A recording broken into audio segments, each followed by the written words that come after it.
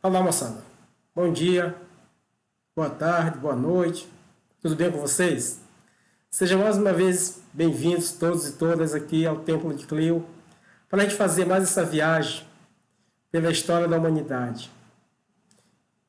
Caros alunos, dessa vez a viagem será através da Segunda Guerra Mundial. Episódio que começa em 1939 e acaba em 1945. Um desastre, uma tragédia para a humanidade. Esses 6 anos de episódio sangrento que envolveu países de todos os continentes da Terra, deixou milhões de vítimas. Comparando com o que foi a Primeira Guerra Mundial, a Segunda Guerra Mundial ela tem uma dimensão trágica, eu diria mais 5 vezes maior, porque não foi só um episódio que envolveu soldados, as forças militares, envolveu a sociedade civil, houve uma guerra que também foi uma guerra étnica, uma guerra de preconceito, uma guerra de racismo, que paralelamente vai ser travada, principalmente pelos nazistas contra grupos étnicos que eles consideravam inferiores, indesejáveis para as pretensões do projeto alemão dentro do Terceiro Reich. E é exatamente desse episódio que a gente vai tentar analisar, que a gente vai fazer uma interpretação, uma análise aqui das causas do decorrer da guerra e das consequências que esse episódio vai deixar para a humanidade. Devemos levar em consideração as causas que fez com que o mundo enfrentasse esse maior conflito, o mais global de todos os episódios que nós já tivemos na Terra. Embora ele tenha tido um prazo curto, eu diria, 6 anos, com relação a outras guerras que a humanidade já enfrentou, mas esse traz o impacto, uma guerra intensa, uma guerra brutal, tecnológica. A potencialidade tecnológica bélica fez com que ela fosse um desastre sem comparação na história da humanidade. E as causas para esse episódio, nós vamos tratar aqui deles, de acordo com os protagonistas, ou seja, aqueles países que quiseram essa guerra e planejaram essa guerra. Mas também nós vamos interpretar, nós vamos analisar os países que foram omissos, quando se tratou de inviabilizar a possibilidade dessa guerra acontecer. Porque a culpa da Segunda Guerra Mundial, se a gente tem que atribuir assim, não foi somente através dos países que assim desejaram, que assim quiseram, mas também em função da omissão daqueles que poderiam fazer algo e que se omitiram da sua responsabilidade enquanto um país de poder político, de poder econômico, de influências internacionais, que poderiam coibir os interesses bélicos dos países que se preparavam para essa guerra. Daí as causas, do ponto de vista dos países que quiseram essa guerra, a gente pode considerar o rompimento com a ordem internacional, ou seja, vencidos na Primeira Guerra Mundial, e os países que saíram da Primeira Guerra insatisfeitos pelo resultado dessa guerra, eles vão adotar uma postura agressiva, principalmente uma agressividade externa, a expansão de seus domínios para outros territórios. E essa expansão territorial agressiva é que vai romper com uma certa instabilidade que estava sendo adotada, que estava acontecendo após o final da Primeira Guerra Mundial em 1918. E aí nós vamos ter, como quebra dessa ordem, nós vamos ter, por exemplo, a Alemanha. A Alemanha, no final da Primeira Guerra Mundial, a ela foi instituída um tratado, chamado Tratado de Versalhes, onde ela não deveria ter acima de 100 mil soldados. E com a chegada de Hitler ao poder em 1933, essa cláusula contratual do Tratado de Versalhes ela será quebrada e a Alemanha volta a se militarizar. né? Aqui nós temos uma imagem bem significativa de uma Alemanha hitlerista, que volta-se para a militarização dos jovens alemães, quebrando essa determinação que foi a ela imposta no final da Primeira Guerra Mundial. E aí nós temos que levar em consideração esse contexto da militarização da Alemanha pelas pretensões de Hitler em desenvolver a grande Alemanha, o terceiro Reich, um Reich poderoso, que deveria, né, durar por séculos e séculos na Alemanha, que deveria começar com ele, que acreditava que seria o protagonista dessa história alemã, e fez com que os alemães acreditassem que o destino da Alemanha passaria, né, pelos interesses, pela vontade, pelos projetos pessoais do Adolf Hitler, que passa a ser adorado dentro da Alemanha como um verdadeiro ser divino, né, que não tinha só poderes que os homens exercem do ponto de vista político, mas tinha poderes sobrenaturais, poderes divinos, que poderia fazer com que a Alemanha virasse essa grande potência mundial, né, o terceiro Reich, que seria uma espécie de paraíso na Terra a partir da Alemanha.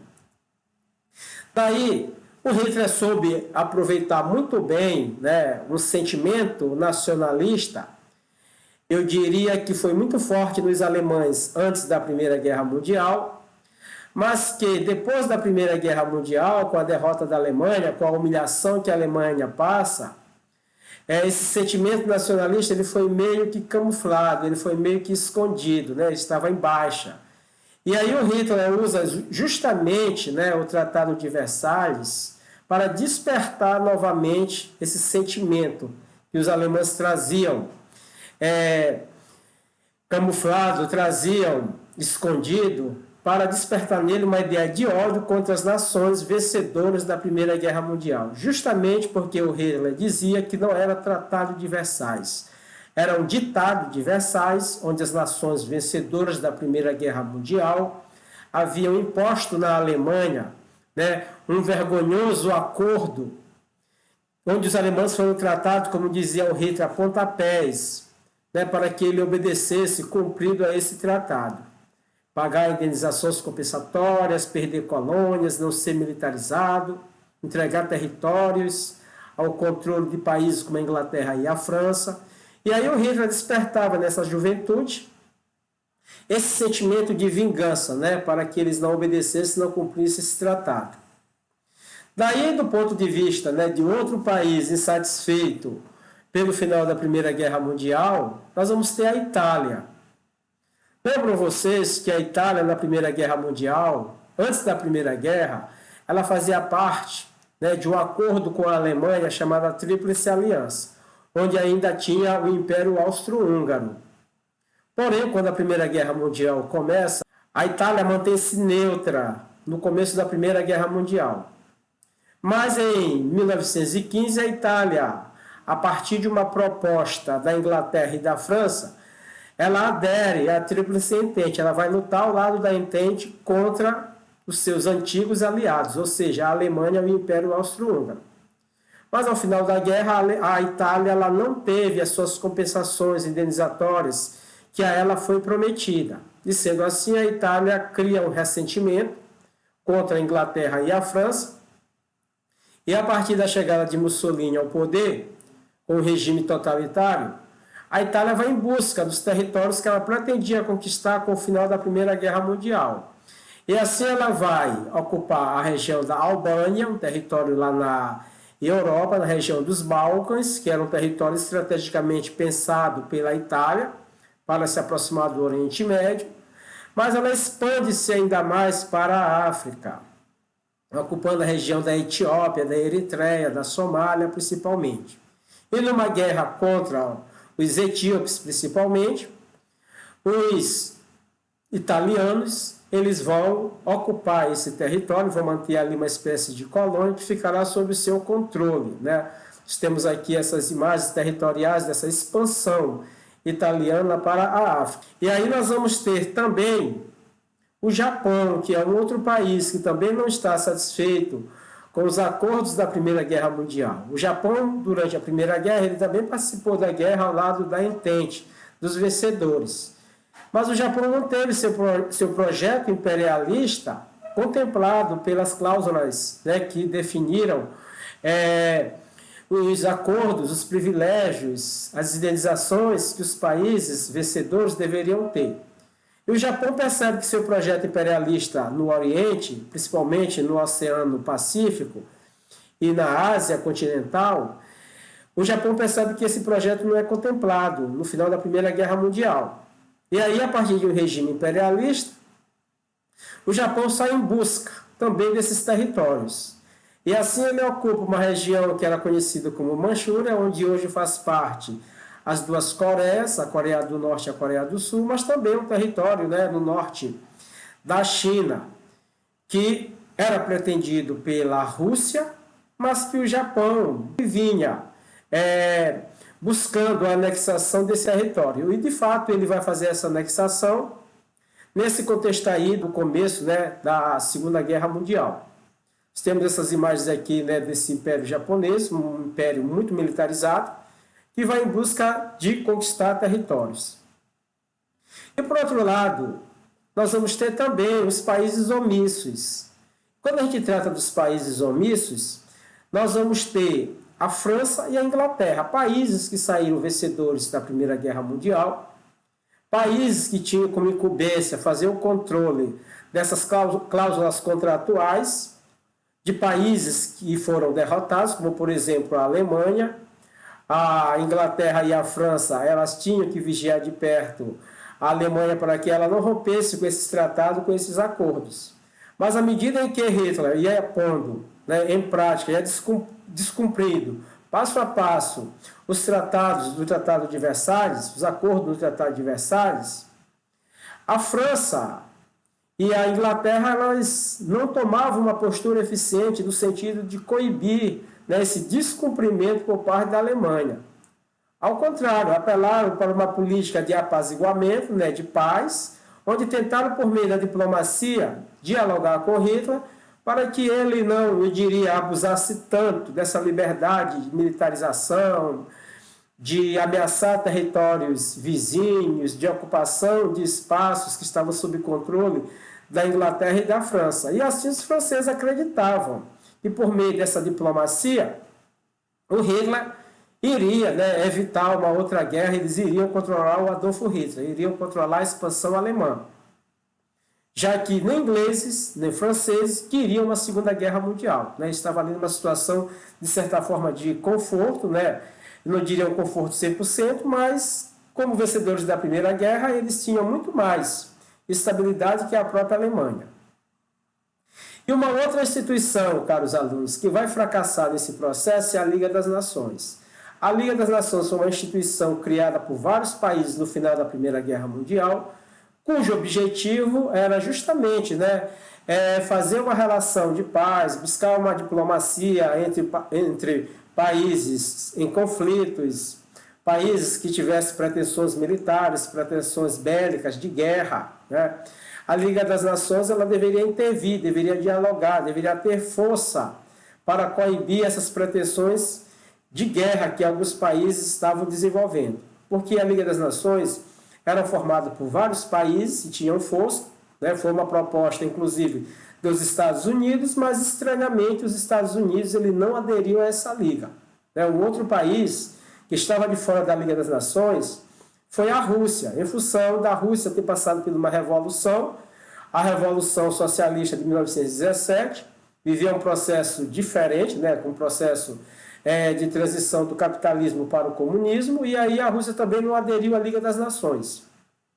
Ou seja, se o principal país, um dos países mais fortalecidos pelo final da Primeira Guerra Mundial, os Estados Unidos não estava nessa liga, então eu diria que era uma liga que ela não tinha tanto poder, né, tanta força para coibir o avanço dos regimes totalitários que tinham pretensões de guerra.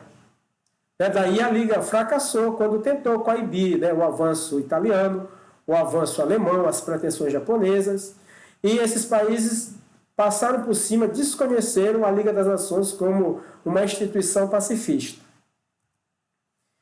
E aí, por fim, né, dessa estratégia de formação de causas, de motivações, os três países descontentes com o resultado da Primeira Guerra Mundial, no caso, a Alemanha, a Itália e o Japão, eles vão formar uma aliança entre eles, que eu diria é a primeira aliança que se prepara para a guerra. E essa aliança vai ser conhecida como Eixo, né? O nome aqui das capitais, Eixo, Roma, Berlim e Tóquio, que vai ser um acordo, né, que esses países vão assinar entre si, onde em qualquer situação de ameaça a um deles, os outros dois deveriam unir-se para defender o país ameaçado. Ou seja, tipo assim, se a Alemanha sofresse uma ameaça de um país, a Itália e o Japão deveriam unir-se para proteger a Alemanha. E assim, se fosse o caso da Itália, se fosse o caso do Japão também. E aproveitaram para também assinar um pacto, né, um pacto anticomunista. Como a União Soviética, né, que vocês veem aqui nesse mapa acima, passava por um processo, né, de transformação do capitalismo para o comunismo, e o comunismo nessa época era visto como uma espécie, né, de ameaça ao capitalismo, ameaça aos regimes totalitários de extrema direita. Então os três países resolveram assinar um pacto, né, o pacto anticomunista, onde também eles vão pensar numa estratégia de coibir o avanço do comunismo na Itália, na Alemanha e no Japão. Mas que também, segundo eles, era coibir o avanço do comunismo pelo mundo. Aí nós temos aqui embaixo, né, um cartaz de propaganda dessa união, desse acordo entre esses três países, representado aqui pelos seus respectivos líderes militares, né, aqui o Mussolini, o Adolfo Hitler, o Konoye, que era o representante japonês, e as bandeiras dos três países aqui por crianças, né, como se estivessem comemorando, dançando, se divertindo, em função desse acordo formado, né, pela Itália, formado pela Alemanha e pelo Japão. Ok, moçada? Então, deixe os comentários, né, de vocês, as sugestões, as opiniões. Se tiverem dúvida também, coloquem aí nos comentários deste vídeo. E até a próxima aula. Um abraço a todos vocês. Obrigado mais uma vez por estar aqui comigo.